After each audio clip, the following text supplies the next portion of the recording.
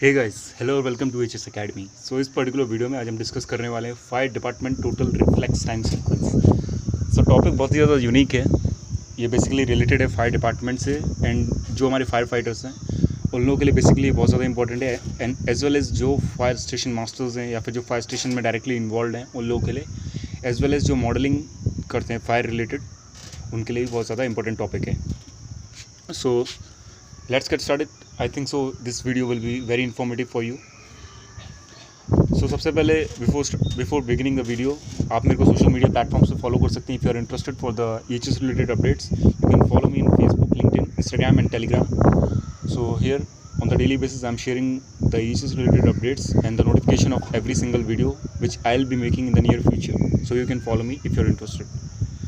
तो सबसे पहले सवाल आता है कि total reflex time sequence means होता क्या है। इसको हम समझ लेते हैं पहले। बहुत ही ज़्यादा इंपॉर्टेंट टॉपिक है, ध्यान से सुनिएगा एंड वीडियो को पूरा देखिएगा।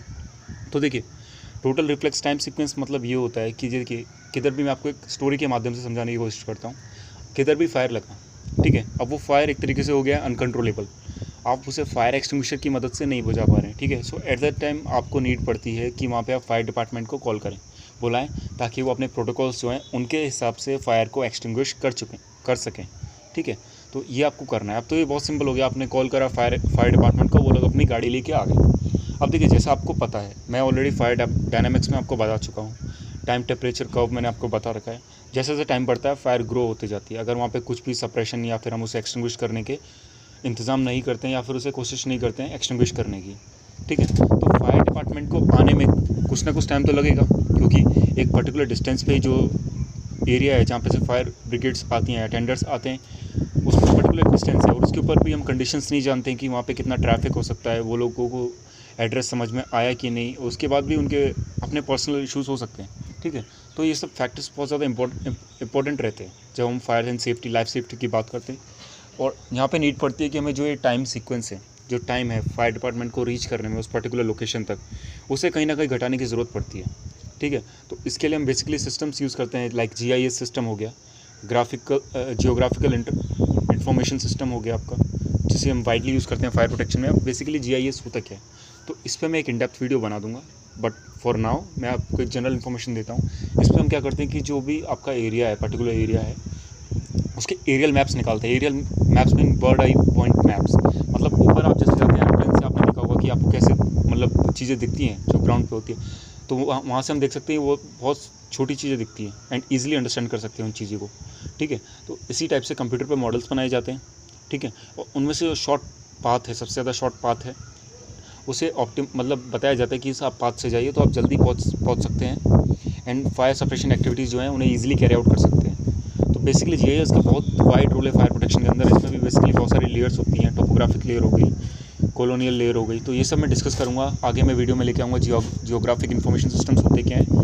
But now for now total reflex time sequence मतलब ये होता है कि जब आप कॉल करें फायर डिपार्टमेंट को, वहाँ से स्टार्ट होता है आपका total reflex time sequence. And जब फायर डिपार्टमेंट आपके पास पहुँच जाता है और अपनी फायर एक्सटिंग्विशिंग एक्टिविटीज़ जो है वो स्टार्ट कर देता है, ठीक है, तो जो ये पर्टिकुलर पीरियड के बीच का टाइम है, इसे हम कहते हैं total reflex time sequence.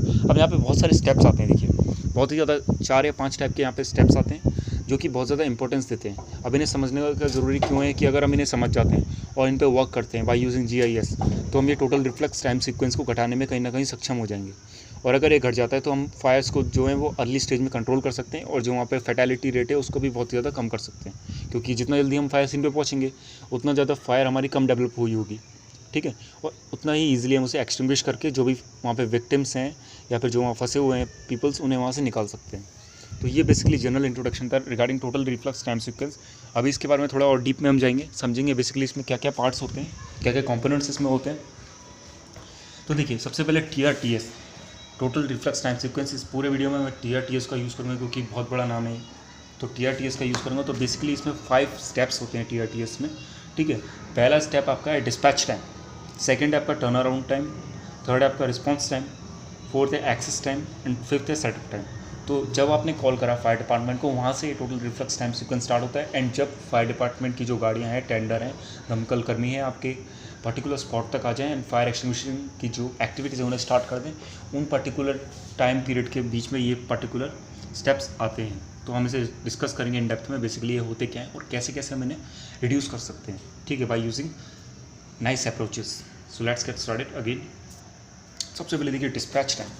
Dispatch time हम देखते हैं। सबसे पहले डिस्पैच टाइम मतलब क्या होता है। So dispatch time is the amount of time that it takes to receive and process an emergency call. देखिए किधर भी फायर होती है, सबसे पहले आप फायर डिपार्टमेंट को फ़ोन करते हैं, तो वहाँ से आपका डिस्पैच टाइम स्टार्ट होता है जब जो भी फायर डिपार्टमेंट का ऑफिसर है या फिर कोई भी फायरमैन है वो आपका कॉल उठाता है और आपसे इन्फॉर्मेशन कलेक्ट करता है, ठीक है। तो वो होता है आपका डिस्पैच टाइम टोटली, और आपकी जो इमरजेंसी कॉल है जो आपने करी है उसको प्रोसेस करता है। प्रोसेस करना मतलब जो भी क्रू वहाँ पे जाने वाला है, ठीक है, क्योंकि क्रू में आता है, आपको पता है एक फायर टेंडर में पर्टिकुलर फायरमैन्स रहते हैं, उनके साथ जो भी अप्रोप्रिएट ऑफिसर्स हैं वो रहते हैं, तो क्रू में आते हैं, तो उस क्रू को नोटिफिकेशन भी करना इसी के अंदर आता है डिस्पैच टाइम के अंदर। आपकी कॉल को रिसीव करना, आपसे इन्फॉर्मेशन एंड डेटा गैदर करना, एंड आफ्टरवर्ड्स जो भी क्रू वहाँ पर जाने वाला है उसको नोटिफिकेशन देना। तो यहाँ पे मैंने लिखा हुआ है this includes the following. Receiving your call, first of all आपका कॉल को रिसीव करना। Determining the type of emergency. अब इमरजेंसी के भी टाइप्स होते हैं, सभी को पता होगा, नहीं पता तो 2 टाइप्स की इमरजेंसी होती है, on site emergency, of site emergency. तो इस पर मैं एक सेपरेट वीडियो बना दूंगा। बेसिकली ERP होता क्या है, इमरजेंसी रिस्पॉन्स प्लान होता क्या है, ऑन साइट क्या होता है, ऑफ साइट क्या होता है, इसके क्या एलिमेंट्स हैं और क्या क्या आपकी रिस्पॉन्सिबिलिटीज इसमें आती हैं। तो मैं इसमें एक separate in depth analysis video बना दूंगा in the near future. Verifying the location of emergency बहुत इंपॉर्टेंट है। जब तक आपको लोकेशन पता नहीं चलेगी कुछ फ़ायदा नहीं है उस कॉल का, क्योंकि जहाँ पे लोकेशन है वहाँ से जो ऑप्टिमम पाथ है या फिर ऑप्टिमम जो भी फायर स्टेशन है वहाँ पे से गाड़ी जानी है, फायर टेंडर हमारा पहुँचना है उस पर्टिकुलर लोकेशन पे। फोर्थ है determining the resources required to handle the call. या ऑब्वियसली जो भी फायर है उसके लिए क्या क्या हमें रिसोर्स चाहिए होंगे, क्या स्केल है फायर का, कितनी स्टोरी बिल्डिंग में लगी है, उस हिसाब से हम नेसेसरी क्रूज़ वहाँ पे as well as equipments as well as standards को वहाँ पे हम डिप्लॉय कर सकते हैं। तो ये बहुत इंपॉर्टेंट है, उसका एक एस्टिमेट लगाना कितना बड़ा फायर है। पता चला फायर हमारा बहुत बड़ा है लेकिन हमने भेजे 1-2 फायर टेंडर हैं, ठीक है, जो कि अनसक्सेसफुल हुए वहाँ पे फायर बुझाने में, तो फायर से क्या कि ज़्यादा लॉस होगा एज वेल एज ज़्यादा फैटेलिटी निकलेंगी, और जो दूसरे फायर टेंडर आएंगे उन्हें भी ज़्यादा टाइम लगेगा।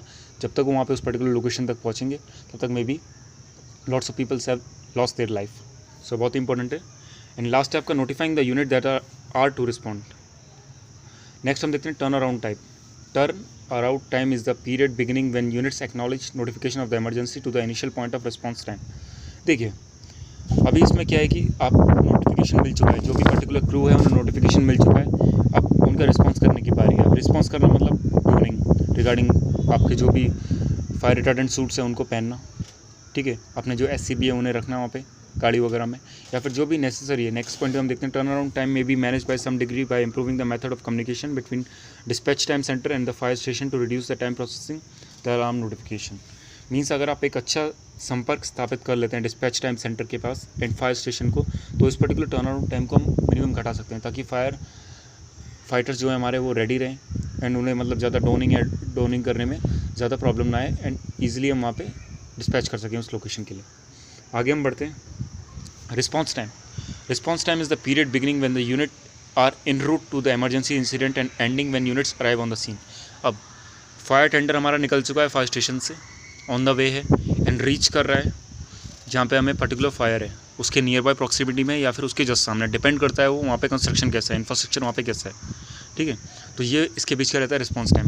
अब यहाँ पे देखिए एक बहुत ज़्यादा इंपॉर्टेंट चीज़ है, GIS का बहुत ही ज़्यादा यूज़ होता है इधर, ठीक है। आप रियल टाइम सिनेरियो निकाल सकते हैं डिफरेंट रूट्स का, वहाँ पे कितना ट्रैफिक है और ऑप्टिमम पाथ क्या रहेगा, as well as travel time modelling भी यहाँ पे एक कॉन्सेप्ट है, जिसके बारे में मैं आगे आने वाले वीडियो में डिस्कस करने वाला हूँ। ट्रैवल टाइम मॉडलिंग क्या होता है और इसे क्यों यूज़ कर सकते हैं, इससे क्या बेनिफिट्स हैं फायर प्रोटेक्शन के अंदर इवन, ठीक है। तो इसके बारे में एक बहुत फेमस चीज़ है wheel start two wheel stop. Response time को आप कह सकते हैं व्हील जब स्टार्ट होते हैं गाड़ी के एंड व्हील स्टॉप होते हैं उसकी डेस्टिनेशन पर पहुँचने पर, तो वो टाइम भी इसे कहते हैं हम। Travel time can be manage bye selecting strategic fire station location. जैसा कि मैंने कहा जो पास में फायर स्टेशन है उसकी लोकेशन को सेलेक्ट करा जाए, ठीक है, based on the amount of time that it takes to travel from the fire station along the most efficient travel route to the incident scene. अब ये ऑप्टिमम इवैक्यूएशन रूट जो मैंने लास्ट टाइम डिस्कस करा था evacuation modelling में, उसी की तरह है कुछ ये। एफिशिएंट ट्रैवल रूट मीन्स जहाँ से हम जल्दी पहुँच सकें, जहाँ पे ऑब्स्टिकल कम हो और जहाँ पे चांसेस कम हो कि वहाँ ट्रैफिक वगैरह के चांसेस हैं, ठीक है। तो ऐसा कुछ हमें रूट यहाँ पे चूज़ करना है।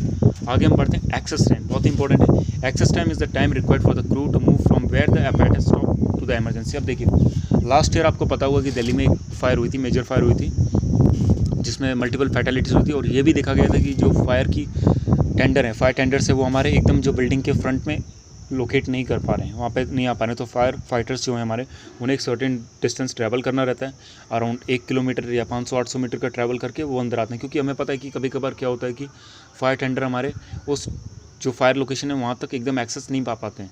सो एट दैट टाइम हमें नेसेसरी बन जाता है कि एक्सेस टाइम है उसे हमें कंसिडर करना चाहिए, ठीक है।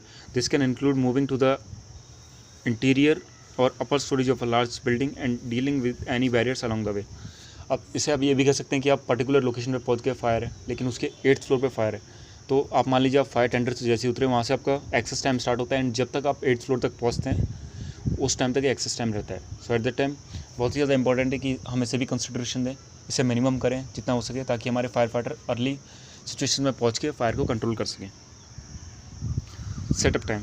अब सेटअप टाइम क्या होता है? Setup time is the time required for the fire department units to setup, connect hose, lines, position ladders and otherwise prepare to extinguish the fire.